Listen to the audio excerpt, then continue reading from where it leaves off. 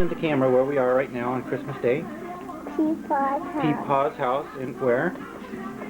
What state? I don't know. Is it Florida? Florida. Yeah, okay. Cocoa Beach. Cocoa. Okay, say hi to Peepa and Hi, Mima. Peepa and Mima. Merry Christmas to you guys. To you guys. Okay, let's see the presents. Whoa, some presents down there. Let's see who else is at Peepa and Mima's house here. Andy, Mommy. Oh, MTV approach. Okay. Jerry, okay. And where are you, Sungmei? Do we see you? Look up for a second. I don't see you. Hi. Okay. Okay. Well, we're gonna go have dinner in a bit, so.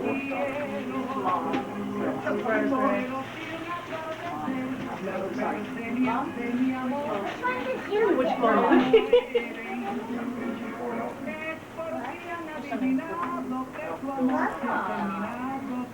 All right, Elmo. You like Elmo? Good, good. I was looking for stuff like that. I didn't. Is that for you guys? Yeah, she's got another one. Yes, it is. That's for you. That's a picture frame, I think.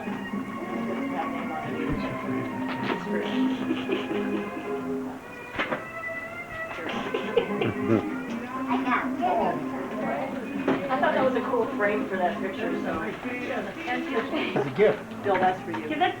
Oops. What did I do here? Oh, I really screwed something up.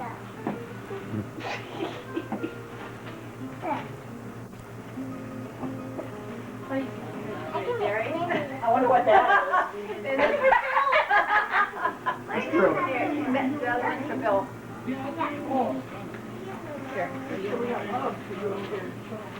Right. Oh, Arthur. Wow. And Casper. Oh, wow. Wow. You know, what's that from? What's that from? Let me see. Sungmei, I can't see. When you show me something. What is that? Song May must be from. You call Mima? What is that? A CD? That's pretty. Sorority. Oh, cute. You love Arthur. I know You know that. what the writing is? Oh, thank you. Mommy. That's not Angie there, is it? No. Yeah, we're gonna. You look sort of like you. I that's want Angie. to keep that. Thank you, Angie. Sure. Taste Plug butter. Oh, that's the best kind. Taste it, is what you said? It's apple raisin walnut. That's just a brand name, Jerry. Yeah, really. Yeah, really, really. Trust us. I didn't get one. That's a oh, it's a candle. Very cool. This is it's beautiful. That's beautiful. Is here? Well, I got Jerry's hand there. Let me see if I can. There's the real life Jerry here. Here he is. I wonder what it means. They do call me God up in Jacksonville, so. Well, certainly you can guess. Actually, Andre, when Andre left the film. Okay, you're on camera, so look really surprised and excited. She got it, sweetie. Oh. Folgers. I think there's got to be something different. Hey, you Oh. fooled us. What is that for a empty can? We got a can of coffee. Wow. Is that from people? That's pretty sneaky. Look at you. You're trying to be sneaky on us. I like that. Oh, okay. Oh, okay. That's smart. I like that, people. This candle. Oh, wow. I don't know what it means, but I'm sure it's like peace and good luck and all that. That's really neat. I didn't know what it means. You mean there's a language you can't understand? Or read? Yeah. It's like what I gave Angie, but it's with What you got? Oh, a sketchbook. Good. You can go use it here with your crayons. Sungmei. something I did. Where are we, Sungmei? Where are we? birthday. Your birthday? Peepa's birthday. Everyone, I'll get everybody in the picture, okay, Sungmei? Okay. There's the guest of honor, Bud and Sylvia. Bud turning 90 tomorrow.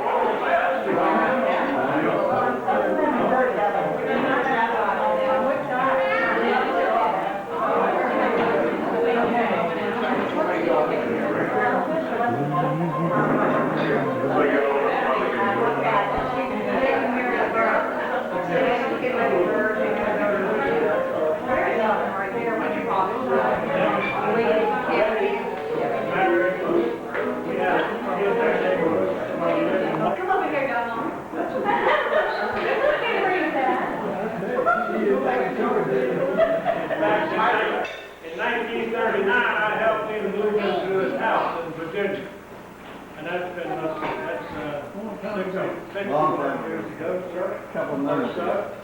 I've never, Bud has always been a kind man, and I've never heard him, all the time I've known him, I've never heard him say one bad thing about anybody. And I don't really know too many good, fine, funny things. I remember one time, before he got married, when Donna was his first wife, that was my mother's sister, and Grandmother Pettit, they used to rent a house out, like a row house in Washington, and then they would rent the rooms out. That's how they lived, I guess. At one time, I remember they moved from Chapin Street, 14th and Chapin Street, to 14th and Belmont Street, which was only about a half a block and another half a block. And Bud and I moved. We went down the street, we was carrying lamps, down 14th Street, tables down 14th Street. And we finally got to move. Oh, and one other thing, Uncle Bud had an old 1938 Plymouth. And I borrowed that the night that I went on my first date with my wife, and that's been 54 years.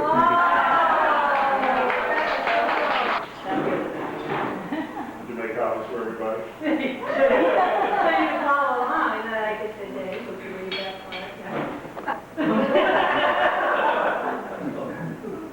By Rosie Hoffman.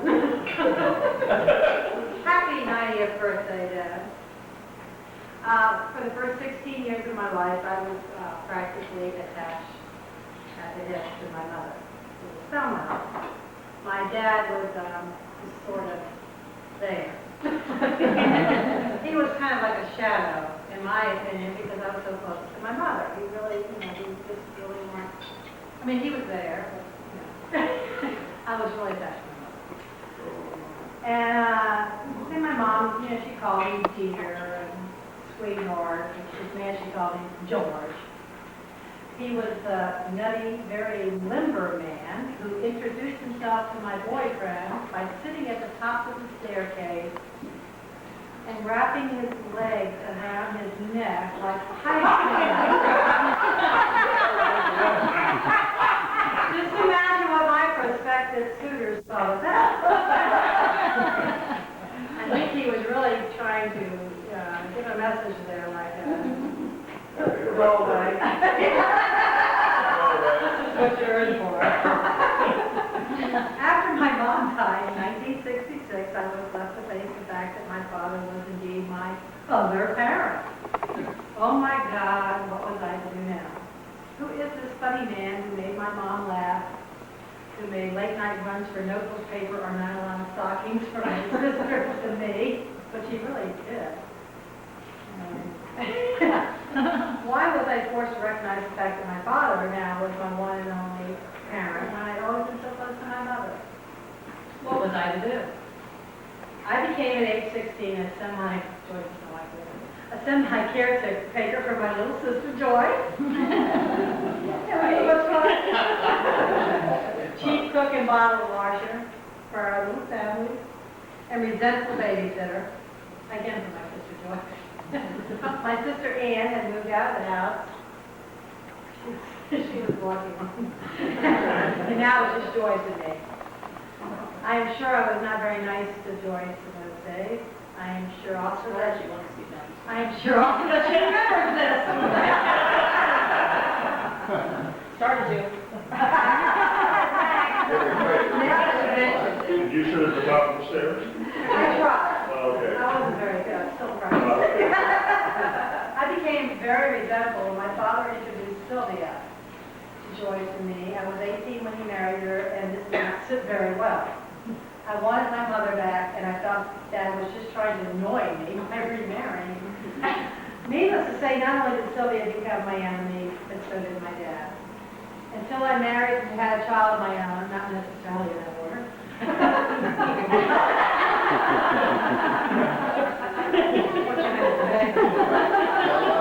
I did not realize how hurt Dad had been when my mom died or how much he needed someone to share his life with. I selfish teenager who did not see the whole picture. Once Angela was born, my beautiful daughter over there, back there in the back. Pan to Angela. Once Angela was born, however, I knew I needed my father back in my life. And slowly but surely we became very close again. Eventually I grew up.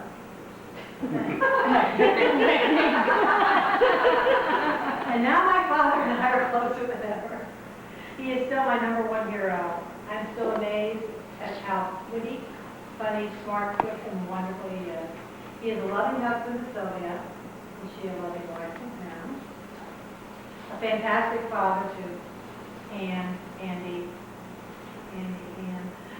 Joyce and me, and a great granddad to his 2 granddaughters, Angela and Song May. He has lots of friends. Just look around tonight. It's hard to believe that my dad is 90. 10 years ago at his 80th birthday party, we swore we would all be here to celebrate his birthday, and here we are. Most of us anyway. So now the question is, what will we do for the big 100? Everybody needs to start thinking now. It's only 10 years away, you know. Happy birthday, Dad. I love you all.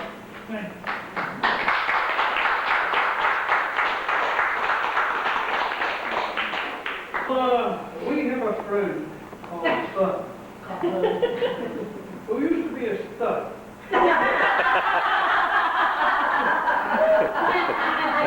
And a musician. But you know, at 90, older than mother, all he visits is his physician. We get from his computer some of his sampling that are his off-the-wall delightful whims. To bring this mess to an end, let's just say, good luck, friend. Happy birthday.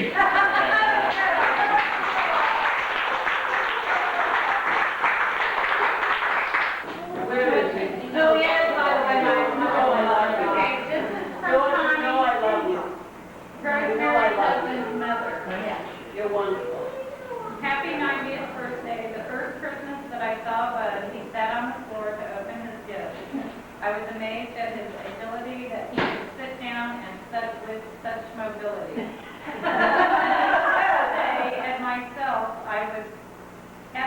I was miffed and envious that he had such a gift. I will always remember that day, and to you, Bud, I can only say hooray. Bless you, Bud. You are terrific. I didn't prepare anything, but I've known Bud and Sylvia for probably 18 or 19, maybe 20 years now. Longer than And that. longer Try than that. 28 years. No. No? How long were they living in? No, it's gotta be 20 years, I'm sorry. Gotta be like 20, but they lived up the stairs from my mom and dad in a condo on 8th Street South in Cocoa Beach, and that's when I first met them.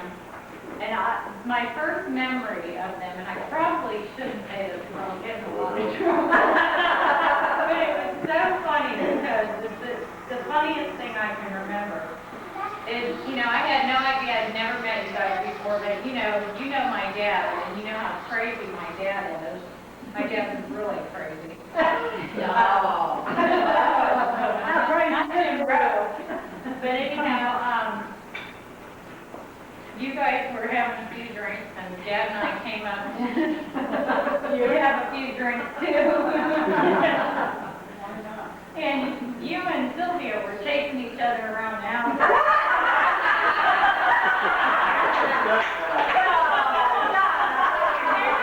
And that's exactly where that stud man comes from.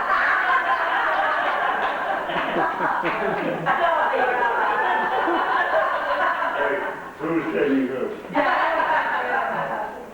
Sylvia was chasing.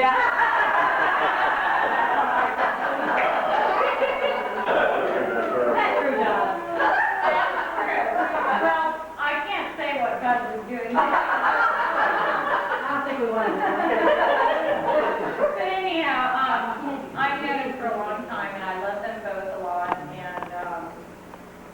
most dearest thing that Bud ever said to me, Kathy, my daughter, is the blonde over there. And the Kathy. She's always called, was able to call me Mom Peepas. Yeah. Bud and Sylvia me Mom Peepas would call, and they've always treated her like, and I don't want to cry, like she was their granddaughter.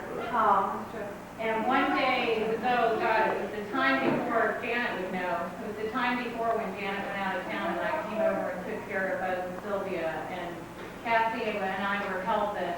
We were both helping take care of while Janet was out of town. And Bud said to me, Kathy called and said, hey Bud, is my mom there? And when I wasn't there. When I came in, he said to me, he said, Donna, Bud, or Kathy called and said, she called me Bud and she didn't call me Peepaw.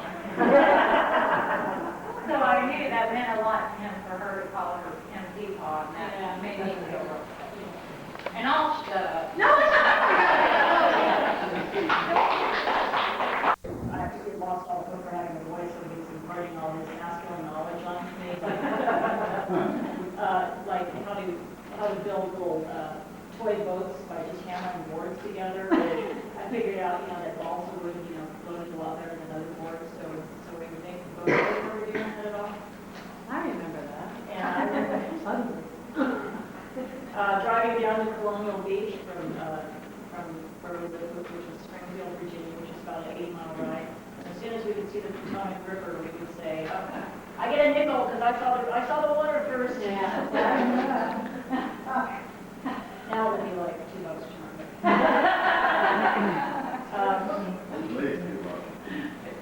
Rosemary talked about making midnight runs for nylons and pencils and stuff. She used to lure me out of bed with a glazed donut and stuff. To this day, I still love glazed donuts at midnight. Teaching me how to use your photographic print machine that you had down in the cellar and your BB gun. But I was very careful not to shoot any small animals.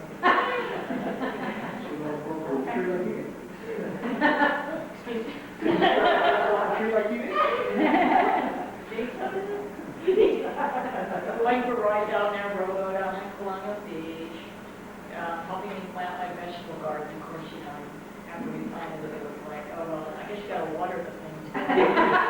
You didn't nature that, huh? He bought me my Lionel train set. I think that was I wanted to play with it too, sort of syndrome. Yeah, he wanted it. And I tried to. I thought about writing a poem, but, because a lot of things rhyme with dad. Bad, sad, glad, mad, Chad, which you don't know about. Chad. Florida. But it's. I decided to let the other poets do that and just say how much I appreciated having you as a dad, and I hope that I have your genes.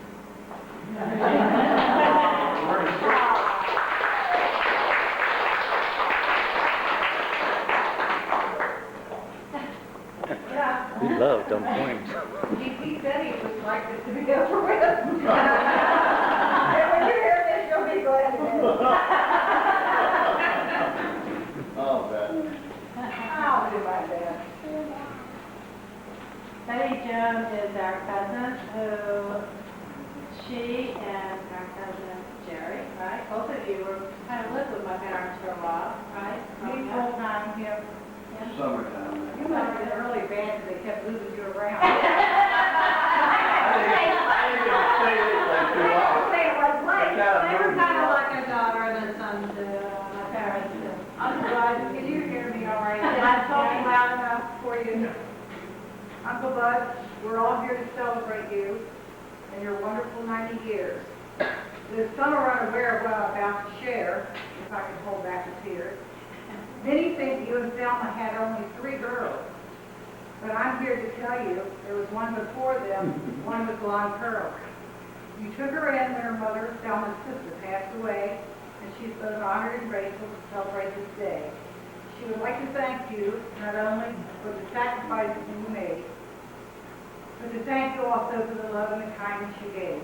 So happy birthday, Uncle Bud. May you have many more, all filled with good health, much love, and happiness galore.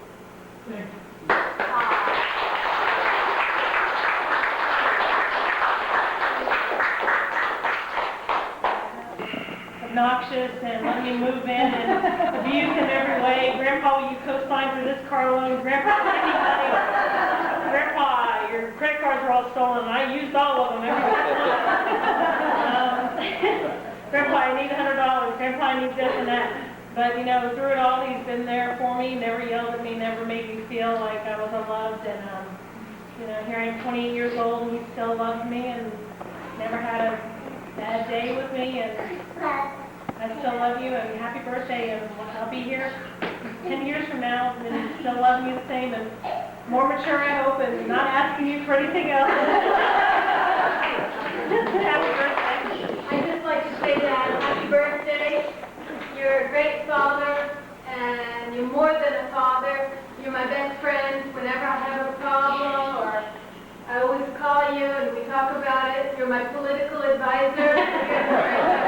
You tell me about the voting situation, what's happening between Gore and